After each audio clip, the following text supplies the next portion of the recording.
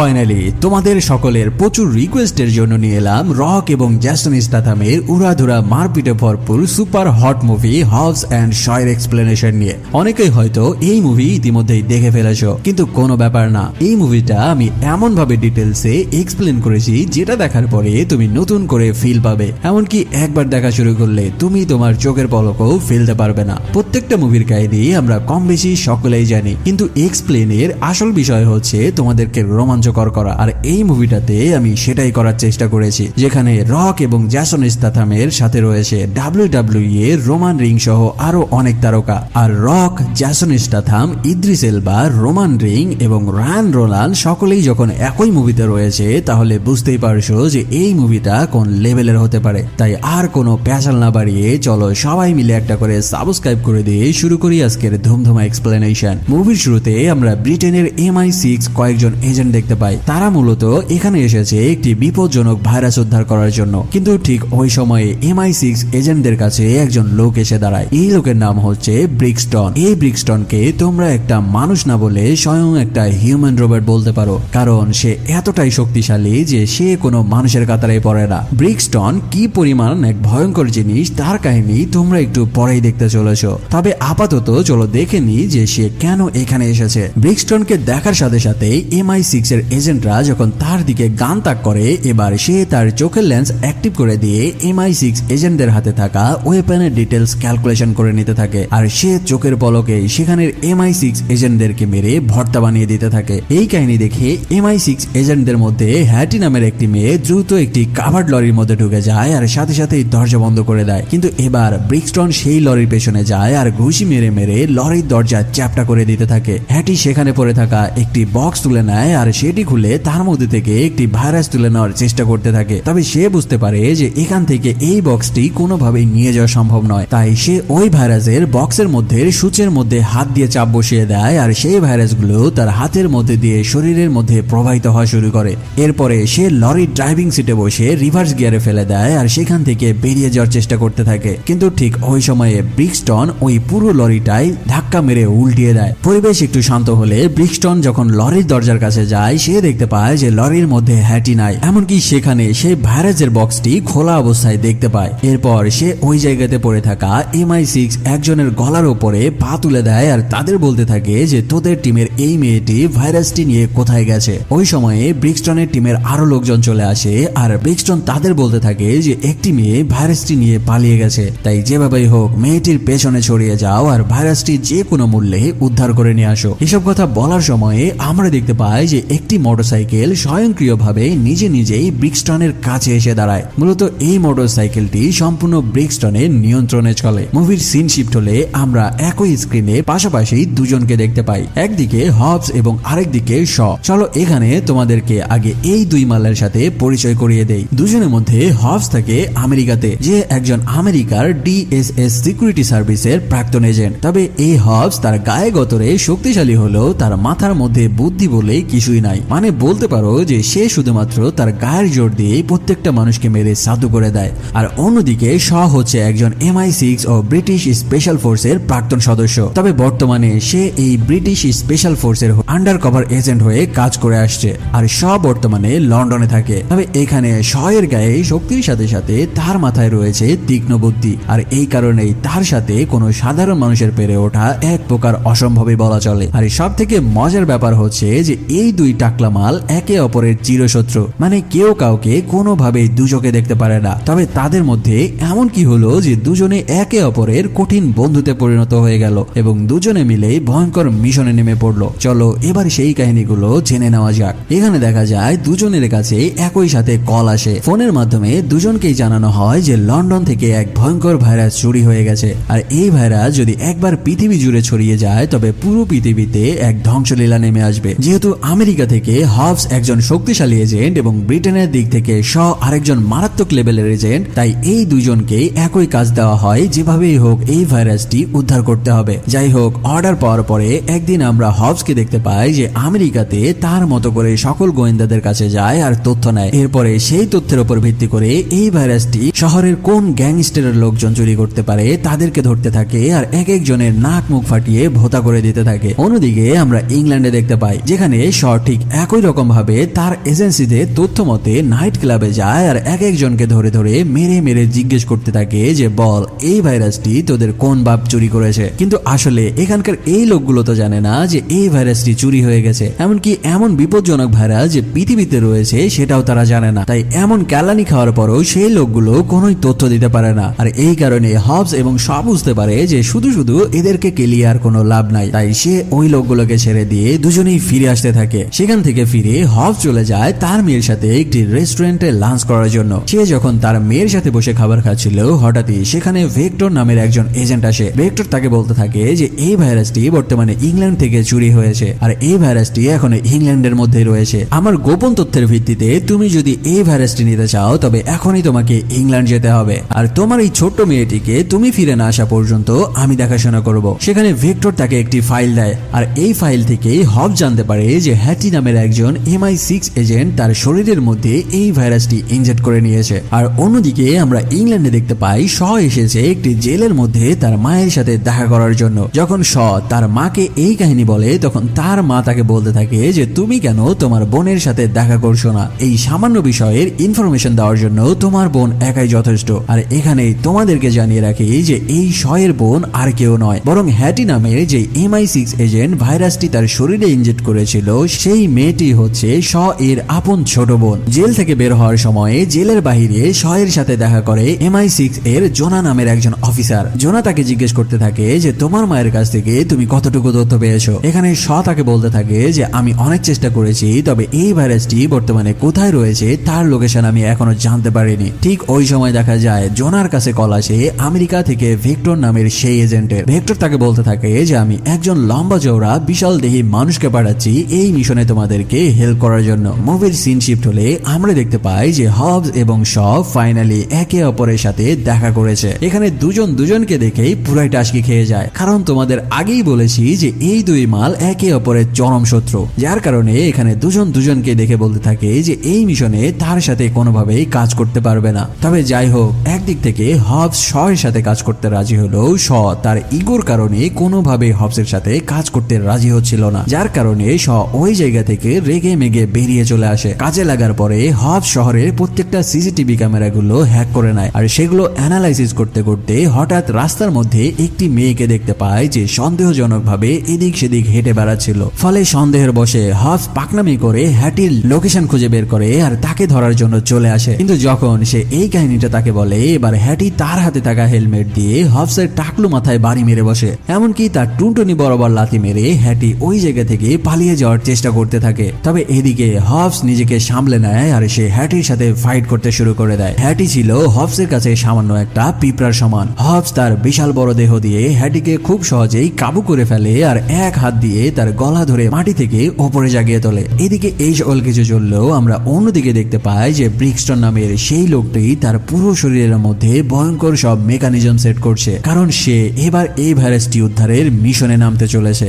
Hobbes হ্যাটিকে ধরে নিয়ে আসে আর তার হাত পা বেঁধে জিজ্ঞেস করতে থাকে যে বলো তোমার শরীরের মধ্যে এই ভাইরাসটি তুমি কিভাবে ইনজেক্ট করেছো। ঠিক ওই সময়ে হবসকে কল করে বসে তার ছোট্ট মেয়ে। যখন সে তার মেয়ের সাথে কথা বলায় ব্যস্ত ছিল, অন্যদিকে হ্যাটি তার হাত সারিয়ে নিয়ে সেখানে থাকা এজেন্টদের মেলে মাটিতে ফেলে দিতে থাকে। তবে এক সময়ে হবস দেখতে পায় যে হ্যাটি তার হাত সারিয়ে নিয়েছে আর তার এজেন্টদেরকে মেরে সাধু বানিয়ে দিয়েছে। তাই এবার হবস হ্যাটির দিকে যায় আর তাকে মেরে হাত পা টেবিলের সাথে চেপে ধরতে থাকে। ঠিক ওই সময়ে সেই রুমের মধ্যে এসে দাঁড়ায় শ এসে হবসের দিকে গান তাক করে আর তাকে বলতে থাকে যে তার বোনকে ছেড়ে দেওয়ার জন্য। হবস বলতে থাকে যে তাহলে তো ভালোই হলো, এবার ভাই বোন দুজনকেই আচ্ছা করে গেলাবো। ওই সময়ে তাদের বিল্ডিং এর জানালার কাজ ভেঙে ভয়ঙ্কর ভয়ঙ্কর সব ফোর্স এজেন্সির ভেতরে আসতে শুরু করে আর তাদের মধ্যে আমরা ব্রিক্সটন নামের সেই ভয়ঙ্কর লোককে দেখতে পাই। এখানে সে এসে কোনো কিছু না দেখেই হবস এবং শয়ের ওপরে ভয়ঙ্কর ভাবে আক্রমণ করা শুরু করে। এদিকে আক্রমণ চলার সময়ে ব্রিক্সটনের আরো লোকজন বিল্ডিং এর বাইরে থেকে দড়ি ফেলে দেয় আর ব্রিক্সটন শয়ের বোন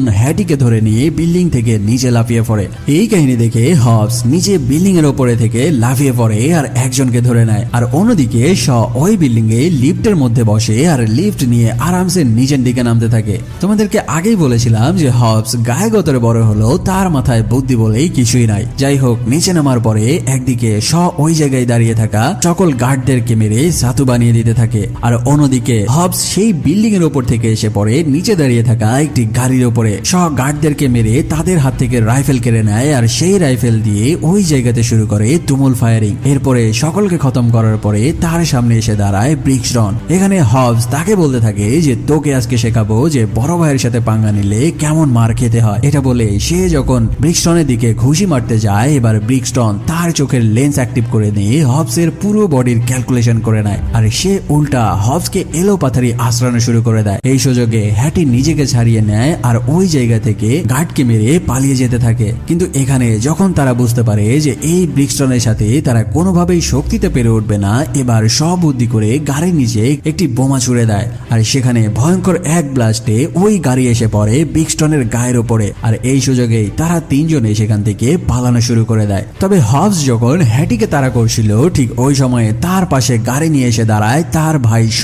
আর শ হবসের দিকে গান তাক করে তার বোনকে গাড়িতে তুলে নেয়। যখন হবস বুঝতে পারে যে সে শয়ের সাথে পেরে উঠবে না, এবার সে বলতে থাকে দেখো ভাই, আমরা দুজন মিলে যদি এক হয়ে ব্রিক্সটনের সাথে লড়াই করি তাহলে ব্রিক্সটন আমাদের সাথে পারবে না। শ হবসকেও তার গাড়িতে তুলে নেয় আর সেই জায়গা থেকে পালিয়ে যেতে থাকে। কিন্তু এদিকে দেখা যায় এবার গাড়ির নিচে থেকে বেরিয়ে আসে ব্রিক্সটন আর সে তার লোকজনদের বলতে থাকে যে যে কোনো মূল্যে সেই মেয়েটিকে আমার চাই। শ যখন দেখতে পায় যে তিনটি মোটরসাইকেল তাদেরকে ফলো করে করে আসে, এবার সে তার গাড়ির স্পিড বাড়িয়ে দেয়। কিন্তু সেখানে শুরু হয় তাদের মধ্যে ভয়ঙ্কর রেসিং। এভাবে দুজনকেই রাস্তা দিয়ে পাশ কাটিয়ে যেতে যেতে হঠাৎ শ একটি বিশাল রলির মাঝখান দিয়ে তার গাড়ি নিয়ে বেরিয়ে যায়। আর এখানে দেখা যায় ব্রিক্সটন সেই ভয়ঙ্কর দুই গাড়ির নিচ দিয়ে তার মোটরসাইকেল আরামসে বের করে নিয়ে আসে। আর ব্রিক্সটনের এই কাহিনী দেখে শ তার গাড়ির স্পিড আরো জোরে বাড়িয়ে দেয়। তবে এদিকে ব্রিক্সটন অন্য দিক থেকে হুট করে শয়ের গাড়ির সামনে চলে আসে আর ব্রিক্সটন এবার তার বাইক নিয়ন্ত্রণ করতে না পেরে একটি বাসের মধ্যে দিয়ে ঢুকে যায়। আর এই সুযোগে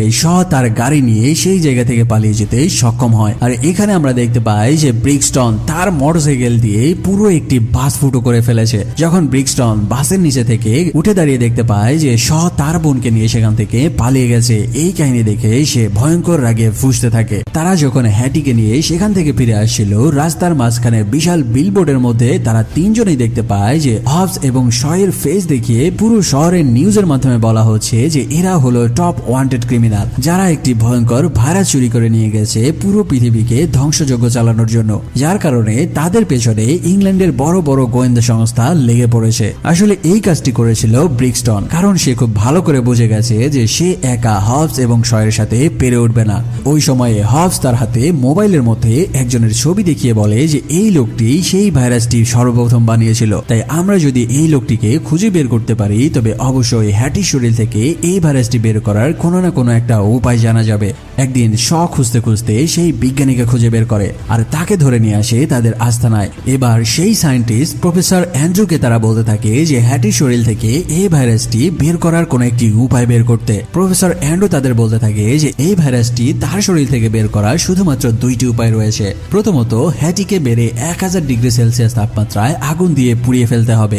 তার এই কথা শোনার সাথে সাথেই সব মারাত্মকভাবে রেগে যায় প্রফেসর অ্যান্ড্রুর উপরে, কারণ সে কিনা নিজের হাতেই তার নিজের বোনকে পুড়িয়ে মারবে, এটা কোনোভাবেই সম্ভব নয়। পরিবেশ নরমাল করার জন্য হবস এসে প্রফেসরকে বলতে থাকে যে তোমার দ্বিতীয় পদ্ধতি বলো। প্রফেসর অ্যান্ড্রু বলতে থাকে যে এই পদ্ধতি কোনোভাবেই সম্ভব নয়। পৃথিবীর একটি মাত্র ডিভাইস রয়েছে যেই ডিভাইসের মাধ্যমে হ্যাটির শরীর থেকে এই ভাইরাসটি বের করে আনা সম্ভব, আর এই ডিভাইসটি রয়েছে এটিয়ন ল্যাবে, যেটি বর্তমানে রাশিয়াতে অবস্থিত। আর যদি তোমরা সেই ল্যাবে প্রবেশ করার চিন্তাও করো তবে এই চিন্তা এখনই মাথা থেকে বের করে দাও, কারণ যদি তোমরা এই ল্যাবের অন্তত 10 কিলোমিটার আশেপাশে যাও তবে তিনজনকেই খুব খারাপ ভাবে মরতে হবে। সেই সাথে প্রফেসর অ্যান্ড্রু তাদের আরো কিছু বলতে থাকে যে এই ভাইরাসটি তার শরীরে 30 ঘন্টা ধরে রয়েছে, আর যদি 10 ঘন্টার মধ্যে এই ভাইরাসটি তার শরীর থেকে বের করা না হয় তবে হ্যাটি এই ভাইরাসের আক্রমণে আপনা আপনি মারা যাবে। আর হ্যাটি মারা যাওয়ার সাথে সাথে এই ভাইরাসটি পুরো দুনিয়ায় বাতাসের মাধ্যমে ছড়িয়ে পড়বে, যার কারণে এই পৃথিবীর মানুষ তো মরবে, তার সাথে কোনো জীবও বেঁচে থাকবে না। মানে এখন তাদের হাতে অনলি 10 ঘন্টা সময় রয়েছে হ্যাটির শরীর থেকে এই ভাইরাসটি বের করার জন্য। আর যদি তারা সেই ভাইরাসটি হ্যাটির শরীর থেকে বের করতে চায় তবে তাদেরকে এখন যেতে হবে রাশিয়ার সেই এটিয়ন ল্যাবে। তারা তিনজনে মিলে প্ল্যান করতে থাকে যে কিভাবে রাশিয়ায় পৌঁছানো যায়। অবশেষে তিনজনের কিছু ফেক পাসপোর্ট বানিয়ে নিয়ে আসে আর সেই পাসপোর্ট দিয়ে তারা ফাইনালি এয়ারপোর্টে ইমিগ্রেশন পার হওয়ার চেষ্টা করতে থাকে। এখানে দেখা যায় শ এবং তার বোন হ্যাটি খুব সহজেই ইমিগ্রেশন পার হয়ে বের হয়ে চলে যায়, কিন্তু বিপত্তি বাধে বেচারা হব যখন এয়ারপোর্টের ইমিগ্রেশন অফিসারের কাছে যায় তখন তার পাসপোর্ট দেখে ইমিগ্রেশন অফিসার বলতে থাকে যে ভাইয়া তুমি এই পাসপোর্ট কোথায় কুড়িয়ে পেয়েছো। আসলে এখানে ঘটেছিল যে শ চাচ্ছিল না হবস তাদের সাথে এই মিশনে যাক, যার কারণে সে সস্তা মার্কা একটি নকল পাসপোর্ট ধরিয়ে দিয়েছিল হবসের হাতে। কিন্তু কিছুক্ষণ পরেই দেখা যায় সবাইকে অবাক করে দিয়ে হবস চলে আসে প্লেনের মধ্যে। প্লেনে ঢুকে হবস বলতে থাকে দেখো ভাই, তুমি যদি আমাকে ছাড়া এই মিশন কমপ্লিট করতে যাও তবে সেটা হবে তোমার জন্য বোকামি, কারণ আমি তোমার আর কোনো ক্ষতি নয় বরং তোমাদের দুজনকেই হেল্প করতে চাই। এদিকে যখন তারা প্লেনে করে রাশিয়ার দিকে উড়ে যাচ্ছিল, অন্যদিকে আমরা ব্রিক্সটনকে দেখতে পাই যে প্রফেসর অ্যান্ড্রুর কাছে চলে এসেছে আর তাকে ধরে জিজ্ঞেস করতে থাকে যে হ্যাটি বর্তমানে এই ভাইরাসটি নিয়ে কোথায় গেছে। এখানে প্রফেসর তার নিজের যান বাঁচানোর জন্য ব্রিক্সটনকে বলে দেয় যে হ্যাটি বর্তমানে রাশিয়াতে গেছে এটিয়ন ল্যাবে তার শরীর থেকে এই ভাইরাসটি বের করার জন্য। তারা যখন রাশিয়াতে পৌঁছে যায় এবার শ তাদেরকে নিয়ে একজন লেডি গ্যাংস্টারের বাসায় আসে আর এই লেডির গ্যাংস্টারের নাম হচ্ছে মেগারিটা। আর এখানে হবস এবং হ্যাটি জানতে পারে যে এই মেগারিটা নামের গ্যাংস্টার মেয়েটি আর কেউই নয় বরং সে হচ্ছে শয়ের গার্লফ্রেন্ড। এখানে দেখা যায় মেগারিটা এই ঘটনার সমস্ত কিছু জানার পরে তাদেরকে একটি ম্যাপ বের করে দেয় আর এটাই হচ্ছে এটিয়ন ল্যাবের সেই ম্যাপ। তারা সকলেই মিলে প্ল্যান করতে থাকে যে কিভাবে তারা এই ল্যাবের মধ্যে প্রবেশ করবে। সেই সাথে মেগারিটা তাদের ভয়ঙ্কর ভয়ঙ্কর সব ওয়েপেন দেখাতে থাকে, যেই ওয়েপেন গুলো তারা এর আগে জীবনেও দেখেনি। সকল রকম প্রিপারেশন কমপ্লিট করার পরে এবার তারা সকলে মিলে রওনা দেয় সেই ল্যাবের উদ্দেশ্যে। এখানে দেখা যায় মেগারিটা ইচ্ছে করেই হ্যাটিকে ধরে নিয়ে যাওয়ার অভিনয় করতে থাকে আর তাকে ধরে তুলে দেয় ল্যাবে থাকা ব্রিক্সটনের সিকিউরিটিদের হাতে। সেই সিকিউরিটি গুলো হ্যাটিকে ধরে ভেতরে নিয়ে যায় আর অন্যদিকে আমরা দেখতে পাই হবস এবং শ ল্যাবের অন্য পাশ দিয়ে ভেতরে ঢোকার চেষ্টা করছে। টানেলের মধ্যে দিয়ে তারা ল্যাবের মধ্যে ঢুকতে থাকে আর জায়গায় জায়গায় টাইম বোমা সেট করে রাখতে থাকে। তারপরে তারা দুজনে দুই দিকে ছড়িয়ে যায় আর গেটের সামনে দাঁড়িয়ে থাকা সকল সিকিউরিটিদেরকে মেরে শুইয়ে ফেলতে থাকে। এখানে দেখা যায় এক বিশাল দেহের মানুষ হবসের সামনে একটি হ্যামার নিয়ে এসে দাঁড়ায়, কিন্তু সেই লোকটি হবসকে কিছু করার আগেই হবস এমন এক ঘুষি মারে যে ওই বিশাল দেহী লোকটি সেখানে অজ্ঞান হয়ে পড়ে যায়। অন্যদিকে শ তার হাতে চাকু দিয়ে এক একজনকে কেটে ফেলতে থাকে, এমনকি তাদের হাতে থাকা ইলেকট্রিক স্টিক গুলো কেড়ে নিয়ে উল্টা তাদেরকেই সেই স্টিক দিয়ে শক দিতে থাকে আর তাদেরকে ডাউন করে দেয়। তারপরে সেখানে পড়ে থাকা এক সিকিউরিটিকে তুলে নিয়ে আসে আর তার আইরিশ দিয়ে দরজার লক খুলে নেয়। ভেতরে দেখা যায় হ্যাটিকে ধরে নিয়ে যেয়ে তারা একটি বেডের সাথে বেঁধে ফেলেছে আর তার শরীর থেকে সেই ভাইরাসটি বের করার চেষ্টা করতে থাকে। ঠিক ওই সময়ে হ্যাটি সুযোগ বুঝে সেখানে দাঁড়িয়ে থাকা দুজন গার্ডকে অজ্ঞান করে দেয় আর তারপর তার হাত ছাড়িয়ে নিয়ে ওই মেশিনটি নিয়ে সেখান থেকে পালিয়ে আসতে থাকে। এখানে আমরা সেই প্রফেসর ডক্টর অ্যান্ড্রুকে দেখতে পাই। হ্যাটি তাকে বলতে থাকে যে তুমি যদি আমাকে বাধা দেওয়ার চেষ্টা করতে থাকো তবে তোমাকেও আমি হত্যা করব। আর এদিকে হবস এবং শ যেই মাত্র দরজার লকটি দরজা খুলে সে দেখতে পায় যে তাদের সামনে দাঁড়িয়ে রয়েছে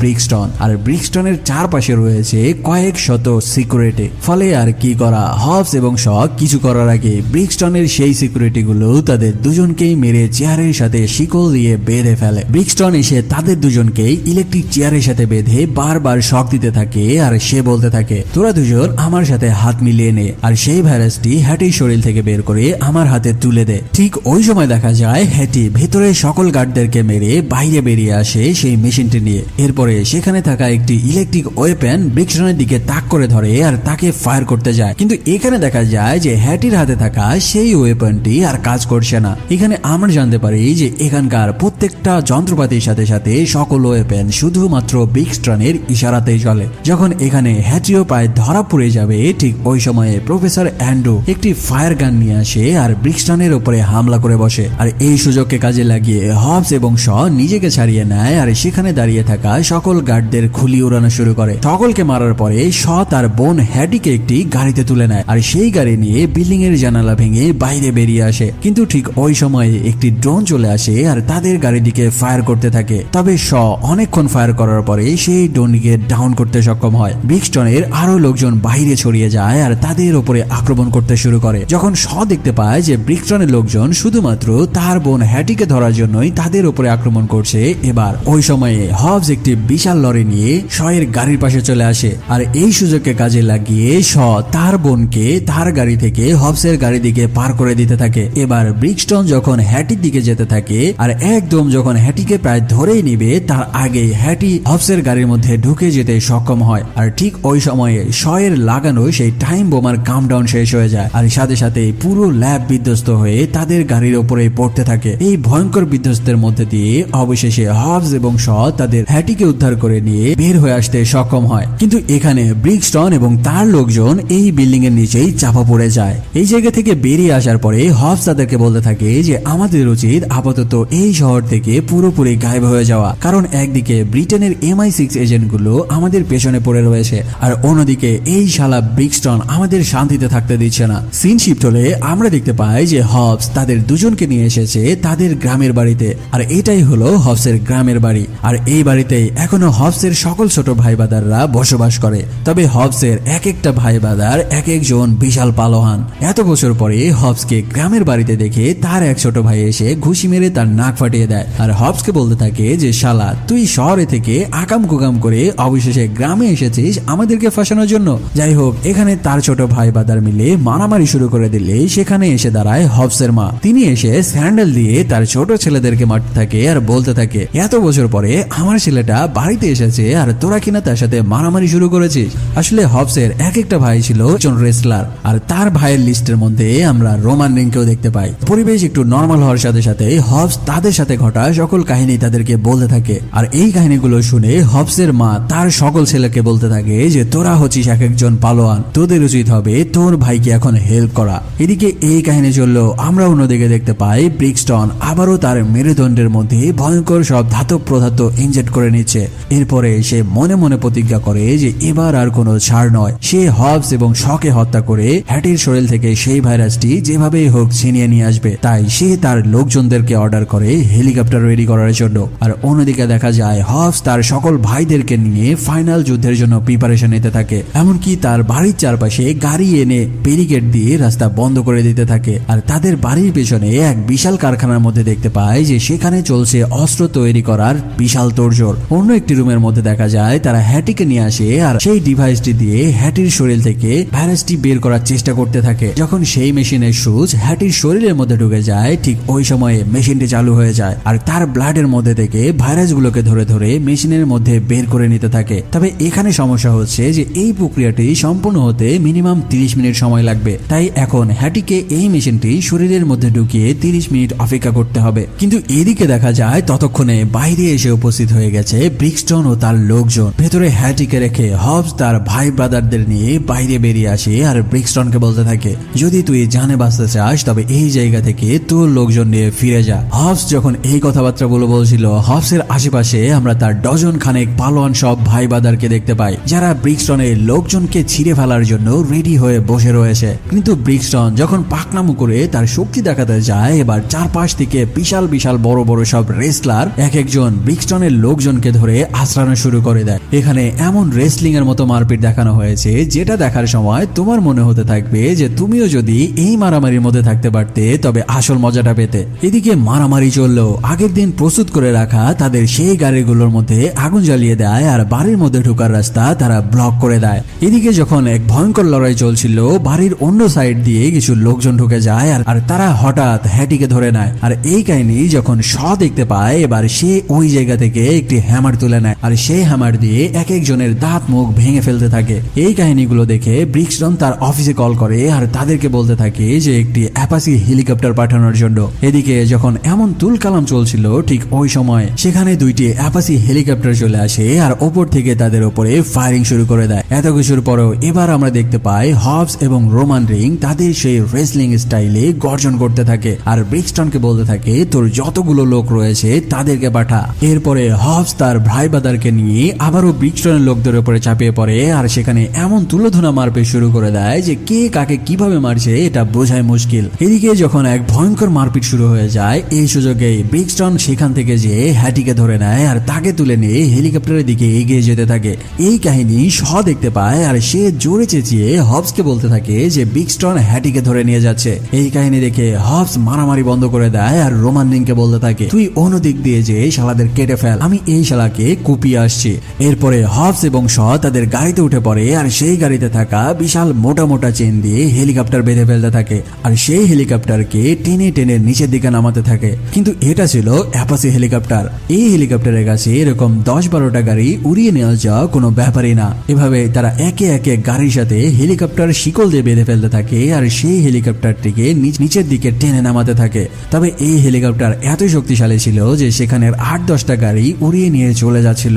আরো বহু সংখ্যক গাড়ি নিয়ে চলে আসতে থাকে হবসের ছোট ভাইয়েরা। আর এভাবেই তারা একটার সাথে একটা গাড়ির জোড়া লাগিয়ে চেন দিয়ে হেলিকপ্টারটিকে মাটির দিকে টানতে থাকে। কিন্তু এবার সেই অ্যাপাচি হেলিকপ্টার থেকে নিচে থাকা সকল গাড়িকে আরপিজি দিয়ে ফায়ার করতে থাকে। যখন এভাবে তারা এক একজনের গাড়ির সাথে শিকল লাগিয়ে পুরো হেলিকপ্টারটিকে নিচে নামানোর চেষ্টা করছিল, ঠিক ওই সময়ে ভেতরে হ্যাটি দুজনের উপরে আক্রমণ করে বসে আর তাদের হাত থেকে গান নিয়ে তাদেরকেই ফায়ার করে হেলিকপ্টার থেকে নিচে ফেলে দেয়। তবে হ্যাটির এই ফায়ারিং করার সময় হঠাৎ একটি বুলেট এসে লাগে হেলিকপ্টারের ককপিটের ইঞ্জিনে, এমনকি সেই বুলেট এসে লাগে হেলিকপ্টারের রোটারের মধ্যেও, যার কারণে হেলিকপ্টার তার নিয়ন্ত্রণ হারিয়ে যেতে থাকে আর ওপরের দিকে না যেয়ে এবার সরাসরি নিচের দিকে নেমে আসতে থাকে।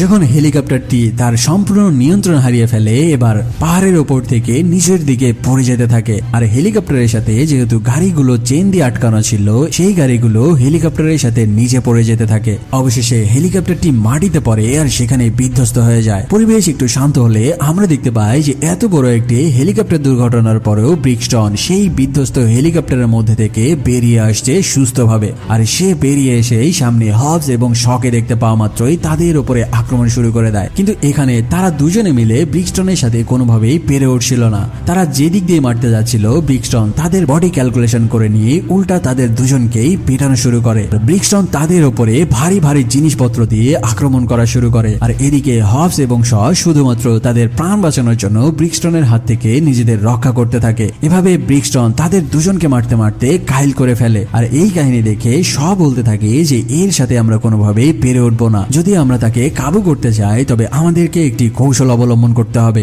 একদিক থেকে যখন আমি তাকে বিজি রাখবো তখন তুই তাকে পেছন দিয়ে মারবি, আর যখন তুই তাকে বিজি রাখবি তখন পেছন দিয়ে আমি তাকে মারবো। আর এবার তাদের এই বুদ্ধিটা কাজেও লাগে। বেশ কিছুক্ষণ ধরে ফাইট চলার পরে তারা অবশেষে ব্রিক্সটনকে একটু কাবু করতে সক্ষম হয়। যখন মার খেতে খেতে ব্রিক্সটন মাটিতে পড়ে যায় এবার ফাইনালি শ ওই জায়গায় পড়ে থাকা একটি ইলেকট্রোম্যাগনেটিক গান তুলে নেয় আর ব্রিক্সটনের একজন সিকিউরিটির হাতের ফিঙ্গারপ্রিন্ট দিয়ে সেই গানটি অ্যাক্টিভ করে নেয়। ব্রিক্সটনের দিকে সেই গান তাক করে তাকে বলতে থাকে, বল এবার তোর কোন বাবা তোকে বাঁচাতে আসবে। ঠিক ওই সময়ে আমরা হবসের বাড়ির আশেপাশে দেখতে পাই এলাকার লোকজন জেনে গেছে যে হবসের ভাই ব্রাদার্সের উপরে আক্রমণ হয়েছে, যার কারণে এই পুরো গ্রামের মানুষ হবসের পুরো বাড়ি ঘিরে নিয়েছে। আর সেখানে ব্রিক্সটনের সকল সিকিউরিটি বুঝতে পারে যে তারা এখানে খুব খারাপ ভাবে ফেসে গেছে, তাই তারা নিজেদের যান বাঁচানোর জন্য সেখানে সকলের সামনেই হাত উঁচু করে সারেন্ডার করতে বাধ্য হয়। আর অন্যদিকে ব্রিক্সটনের মেইন অফিসে দেখা যায় তারাও বুঝে গেছে যে তাদের এই এজেন্ট ব্রিক্সটন খুব খারাপ অবস্থায় ফেসে গেছে, যার কারণে সেখানকার এআই টেকনোলজি সিদ্ধান্ত নেয় যে ব্রিক্সটনকে এখনই শাটডাউন করে দিতে হবে। আর এখানেই আমরা প্রথমবারের মতো জানতে পারি যে ব্রিক্সটন আগে সকলের মতোই একজন সাধারণ মানুষ ছিল, কিন্তু ব্রিক্সটনের উপরে এআই টেকনোলজি দিয়ে মারাত্মক কিছু এক্সপেরিমেন্ট করার ফলে সে একজন সুপার হিউম্যান হয়েছে। আর ব্রিক্সটনের পুরো কন্ট্রোল রয়েছে এই এআই প্রযুক্তির হাতে। যখন আর্টিফিশিয়াল টেকনোলজি বুঝতে পারে যে তাদের এজেন্ট ব্রিক্সটন ধরা পড়ে গেছে এবং ব্রিক্সটনের মাধ্যমে পুরো পৃথিবীর কাছে আর্টিফিশিয়াল ইন্টেলিজেন্সির প্ল্যানের কথা ফাঁস হয়ে যেতে পারে, সেই অফিস থেকে ব্রিক্সটনকে শাটডাউন করে দেওয়া হয়। ব্রিক্সটন সাথে সাথেই ওই পাহাড়ের উপর থেকে নিচের দিকে পড়ে যেতে থাকে। ঠিক ওই সময় আমরা দেখতে পাই যে ততক্ষণে হ্যাটির শরীর থেকে সেই ভাইরাসটি মেশিনের মধ্যে চলে এসেছে। কিন্তু ওই সময়ে ব্রিক্সটনের অফিস থেকে আর্টিফিশিয়াল ইন্টেলিজেন্সি হবসকে বলতে থাকে, এটাই শেষ না হবস, আমরা যদি ব্রিক্সটনকে তৈরি করতে পারি তবে ব্রিক্সটনের থেকেও ভয়ঙ্কর সুপার হিউম্যান বানাতে পারবো। তাই একদিন না একদিন তোমাদের কাছ থেকে এই ভাইরাসটি আমি ঠিকই ছিনিয়ে নেব, আর এই ভাইরাসটি দিয়ে পুরো পৃথিবীতে আমরা রাজত্ব করব। হবস তাকে বলতে থাকে, যদি তোর হ্যারাম থাকে তবে এরকম আরো কয়েকজন ব্রিক্সটনকে আমার সামনে পাঠাস। এই কথা বলে তারা হ্যাটিকে নিয়ে বাড়ির দিকে ফিরে আসতে থাকে। আর এদিকে হবসের বাড়িতে দেখা যায় হাজার খানেক মানুষ এসে পুরো বাড়ি ঘিরে নিয়েছে। আর সেখানে হবসের মা এসে এক হাসি মাখা মুখ দিয়ে বলতে থাকে যে এই না হলো আমার ছেলে পেলে যাদের জীবনে পরাজয় বলে কিছুই নাই। আর এখানে এই মুভির সমাপ্ত হয়ে যায়। মুভির এক্সপ্লেনেশন ভালো লাগলে সাবস্ক্রাইব করতে ভুলো না। যদি রোমান রিংস তোমাদের ফেভারিট অ্যাথলেট হয়ে থাকে তাহলে কমেন্ট করতে ভুলো না। দেখা হচ্ছে খুবই দ্রুত নতুন আরো একটি ভিডিও নিয়ে। সে পর্যন্ত ভালো থাকো, সুস্থ থাকো।